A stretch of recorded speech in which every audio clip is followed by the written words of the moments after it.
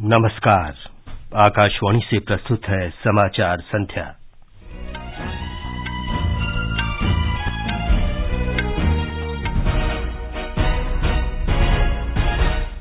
चौहत्तरवां गणतंत्र दिवस आज देशभक्ति और उल्लास से मनाया गया। दिल्ली के कर्तव्य पथ पर परेड में देश की सैन्य शक्ति और सांस्कृतिक विविधता का शानदार प्रदर्शन। देश भर में राष्ट्रीय ध्वज फहराया गया, परेड का आयोजन हुआ और समर स्मारकों पर श्रद्धांजलि अर्पित की गई। विदेश में भारतीय दूतावासों में भी गणतंत्र दिवस मनाया गया। देश के विभिन्न राज्यों के खान पान और संस्कृति दिखाने वाला भारत पर्व दिल्ली के लाल किले में शुरू। स्वास्थ्य मंत्री मनसुख मांडविया ने विश्व के पहले कोविड रोधी नासिका वैक्सीन इनकोवैक जारी किया। रोहन बोपन्ना और Sania Mirza Australian open tennis के मिक्स डबल्स फाइनल में कल खेलेंगे और लक्ष्य सेन इंडोनेशिया मास्टर्स बैडमिंटन के सिंगल्स क्वार्टर फाइनल में पहुंचे। समाचार संध्या के साथ मैं विमलेंदु पांडे। राष्ट्र ने आज 74वां गणतंत्र दिवस देशभक्ति और उल्लास से मनाया। इस अवसर पर मुख्य समारोह नई दिल्ली में कर्तव्य पथ पर आयोजित किया गया। राष्ट्रपति द्रौपदी मुर्मू ने गणतंत्र दिवस आयोजन में देश का नेतृत्व किया। इस वर्ष की परेड में मुख्य अतिथि मिस्र के राष्ट्रपति अब्दुल फतह अल सीसी थे। परेड आज सुबह राष्ट्रीय समर स्मारक पर प्रधानमंत्री नरेंद्र मोदी की पुष्पांजलि के साथ प्रारंभ हुई। राष्ट्रीय ध्वज फहराने के बाद राष्ट्रगान हुआ और 21 स्वदेशी तोपों से सलामी दी गई। ये रक्षा के क्षेत्र में भारत की बढ़ती आत्मनिर्भरता का प्रतीक है। हमारे संवाददाता ने बताया है कि परेड में अंतर्राष्ट्रीय मोटा अनाज वर्ष को समर्पित भारतीय कृषि अनुसंधान परिषद की झांकी परेड का विशेष आकर्षण का केंद्र रही। गणतंत्र दिवस समारोह के अवसर पर आयोजित परेड में राष्ट्र की सैन्य क्षमता, सांस्कृतिक विविधता, आत्मनिर्भरता, नारी सशक्तिकरण और नए भारत के उदय का प्रदर्शन किया गया। इस बार सशस्त्र बल की 8 मार्चिंग टुकड़ियों ने भाग लिया, जिसमें थल सेना के 6 के अलावा वायु सेना और नौसेना की एक टुकड़ी शामिल थी। वहीं पहली बार परेड में भाग ले रही मिस्र की सैन्य टुकड़ी लोगों के आकर्षण का केंद्र थी। इसके अलावा परेड का एक और आकर्षण रही डेयर डेविल्स टीम की टुकड़ी, जिसने मोटरसाइकिल पर अपनी कला का प्रदर्शन कर लोगों को रोमांचित कर दिया। गणतंत्र दिवस परेड में 17 राज्यों और केंद्र शासित प्रदेशों की 23 झांकियों ने भाग लिया, जिसमें विभिन्न मंत्रालयों और विभागों की 6 झांकियां शामिल थी। इन झांकियों ने देश के समृद्ध सांस्कृतिक धरोहर और सामाजिक आर्थिक विकास को दर्शाया। परेड के अंत में कर्तव्य पथ पर वायुसेना के लड़ाकू विमानों ने अपने करतब से लोगों को रोमांचित कर दिया। दीपेंद्र कुमार, आकाशवाणी समाचार, दिल्ली। प्रधानमंत्री नरेंद्र मोदी ने गणतंत्र दिवस पर देशवासियों को शुभकामनाएं दी हैं। उन्होंने कहा कि इस बार का गणतंत्र दिवस इस अर्थ में विशेष है कि ये आयोजन आजादी के अमृत महोत्सव के दौरान हो रहा है। राज्यों, केंद्र शासित प्रदेशों और विदेश में भारतीय दूतावासों में भी गणतंत्र दिवस मनाया गया। महाराष्ट्र के राज्यपाल भगत सिंह कोश्यारी ने मुंबई के शिवाजी पार्क मैदान में तिरंगा फहराया। शिवाजी पार्क में एक प्रभावशाली परेड में भारतीय नौसेना, SRPF, मुंबई पुलिस, महिला पुलिस और अन्य संरक्षक द्वारा मार्च पास्ट किया गया। इस अवसर पर स्कूल शिक्षा और खेल विभागों की ओर से जर्नी टुवर्ड्स ओलंपिक, सांस्कृतिक विभाग की ओर से महाराष्ट्र के संगीत वाद्य यंत्र, इन विषयों पर एक रंगीत जुलूस देखा गया। इससे पहले राज्यपाल ने राजभवन में तिरंगा फहराया। मुख्यमंत्री एकनाथ शिंदे ने अपने सरकारी आवास वर्षा में राष्ट्रीय ध्वज फहराया। वहीं उप मुख्यमंत्री देवेंद्र फडणवीस ने दूसरी राजधानी नागपुर के कस्तूरचंद पार्क के समारोह को संबोधित किया। निवेदिता, आकाशवाणी समाचार, मुंबई। गुजरात के राज्यपाल आचार्य देवव्रत ने तिरंगा फहराया। हिमाचल प्रदेश में शिमला के ऐतिहासिक रिज मैदान में राज्यपाल राजेंद्र विश्वनाथ आर्लेकर ने परेड का निरीक्षण किया और मार्च पास्ट की सलामी ली। उत्तराखंड के राज्यपाल लेफ्टिनेंट जनरल गुरमीत सिंह ने देहरादून में तिरंगा फहराया। केदारनाथ में ITBP मंदिर समिति और पुलिस ने संयुक्त रूप से तिरंगा फहराया। मिजोरम की राजधानी आइजोल में राज्यपाल हरि बाबू कम्भम पाटी ने राष्ट्रीय ध्वज फहराया। अर्धसैनिक बलों और पुलिस की टुकड़ियों ने मार्च पास्ट और परेड में भाग लिया। उधर सिक्किम में भी गणतंत्र दिवस धूमधाम से मनाया गया। ब्यौरा हमारी संवाददाता से। गणतंत्र दिवस के अवसर को संबोधित करते हुए सिक्किम के राज्यपाल श्री गंगा प्रसाद ने कहा, अपने असाधारण प्रदर्शन के कारण सिक्किम कृषि, ग्रामीण विकास, स्वास्थ्य, शिक्षा, सामाजिक न्याय और अन्य कई क्षेत्रों में एक अनुकरणीय राज्य के रूप में सफलतापूर्वक उभरा है। मिजोरम राज्य पुलिस ने अतिथि दल के रूप में परेड में भाग लिया। कार्यक्रम में प्रदेश के मुख्यमंत्री श्री प्रेम सिंह तामाङ, मंत्रीगण, राज्य एवं केंद्र सरकार के वरिष्ठ अधिकारी उपस्थित थे। आकाशवाणी के लिए गांतोक से मैं दिलीराम दुलाल। जम्मू कश्मीर के उपराज्यपाल मनोज सिन्हा ने कहा है कि सुरक्षा एजेंसियों ने केंद्र शासित प्रदेश में स्थायी शांति सुनिश्चित करने के लिए आतंकवाद को समूल नष्ट करने का काम शुरू कर दिया है। जम्मू में उन्होंने कहा कि जम्मू कश्मीर में सुरक्षा बलों का मनोबल मजबूत है और शांति भंग करने के सभी प्रयासों का करारा जवाब दिया जा रहा है।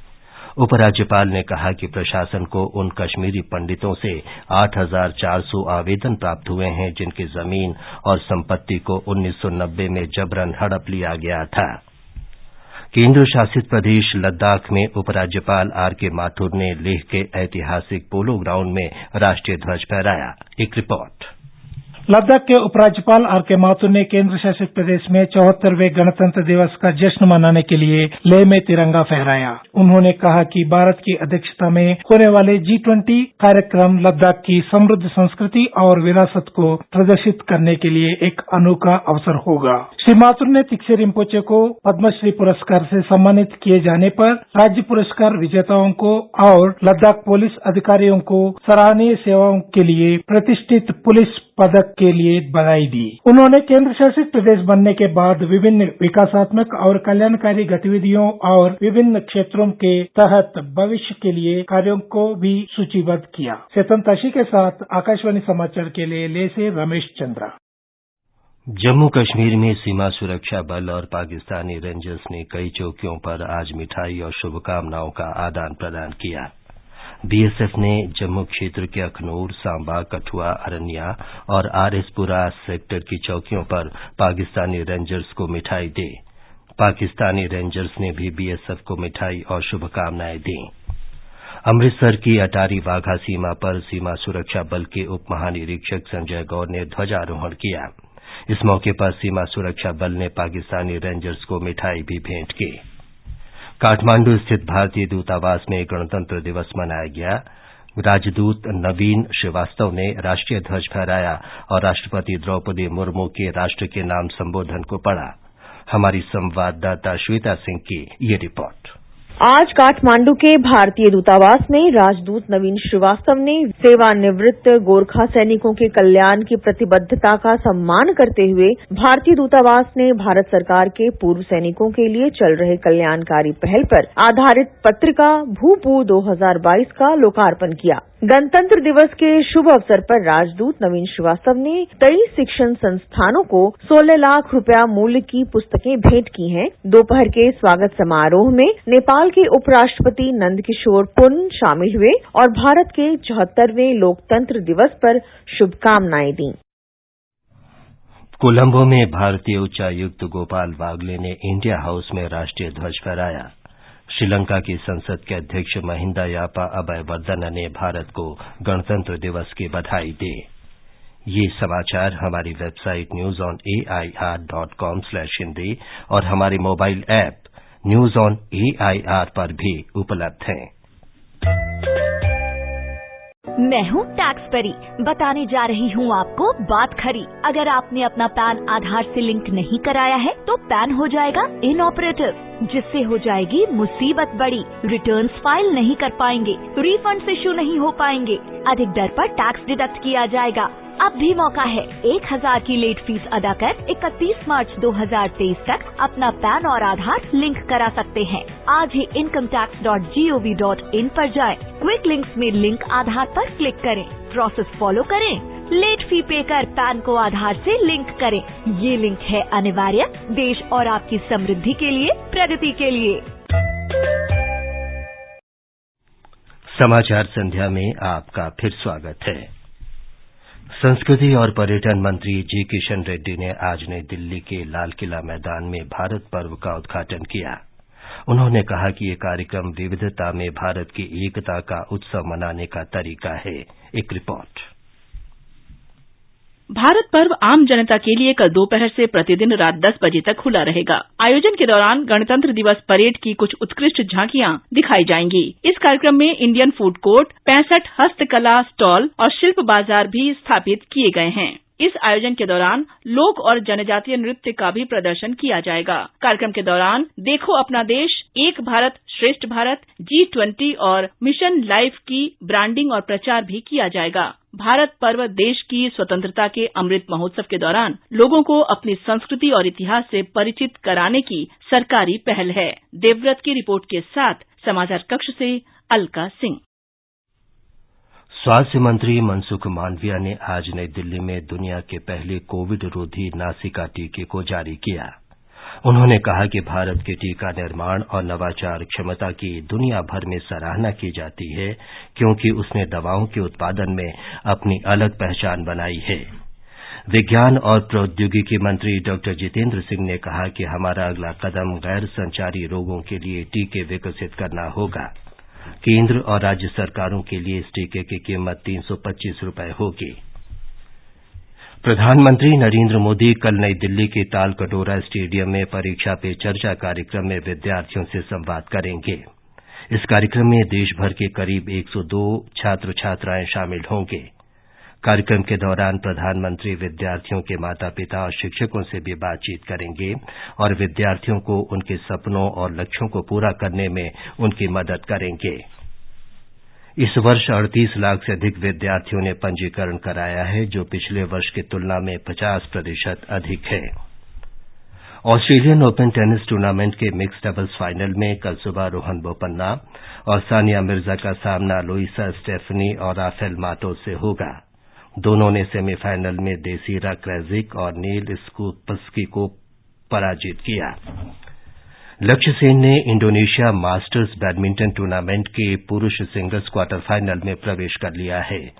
जकार्ता में उन्होंने मलेशिया के अंग चे योंग को पराजित किया।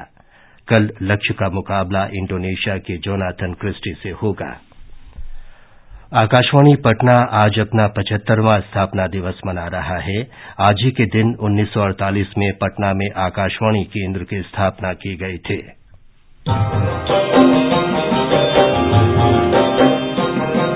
आकाशवाणी पटना 26 जनवरी सन 1948 से प्रसारण सेवा में लगातार तत्पर।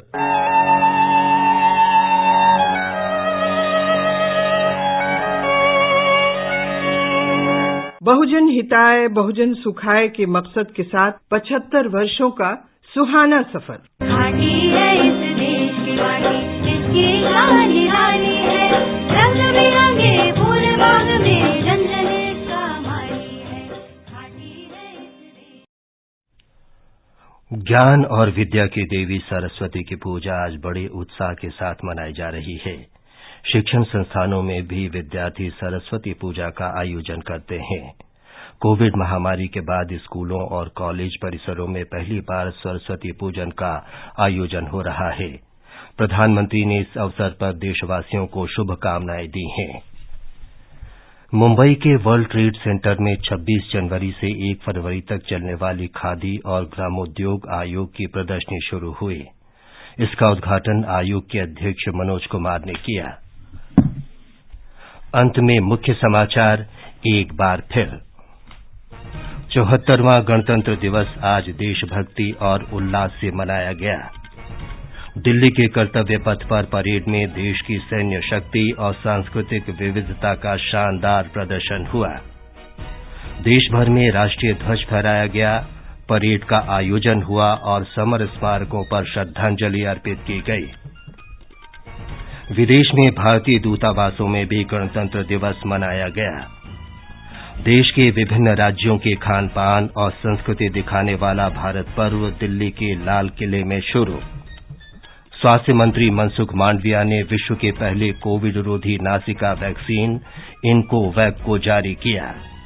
रोहन बोपन्ना और Sania Mirza Australian open tennis के मिक्स डबल्स फाइनल में कल खेलेंगे और लक्ष्य सेन ने इंडोनेशिया मास्टर्स बैडमिंटन के सिंगल्स क्वार्टर फाइनल में प्रवेश किया।